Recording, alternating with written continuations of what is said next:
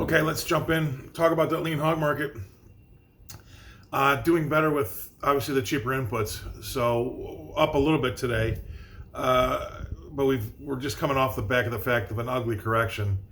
And for those that were stubbornly long, this is sometimes what happens when that's the case. So use the exchange for what it's there for, but we need to make sure that we're okay with this. I mean, we had a year-long $53 rally, and we've wiped away a lot of it. So it doesn't take very long, as you well know. What do they say? Escalator on the way up, elevator on the way down. That's what we've seen happen here today. But it's nice to see this market get its feet going in, get its feet, actually. So let's talk about technicals. We're testing 38% of that pullback from the rally up to 104.80. We'll see if that holds. If it fails to hold, unfortunately, you're looking opening the door down to say 99. So that's what the technicians are going to be looking at.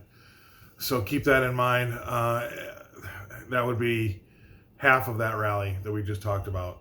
Something that, this is what they'll look at. These technicians will go for these levels, and I think that's you have to know what others are thinking, so it'll help you make your decisions on what you're doing at that moment in time. And then lastly, the dollar, it's muted, but it's still strong. We're well above the 91 level. As I've gone to tape here, we've been pushing towards 92. It was 91.80, looking to move towards 92.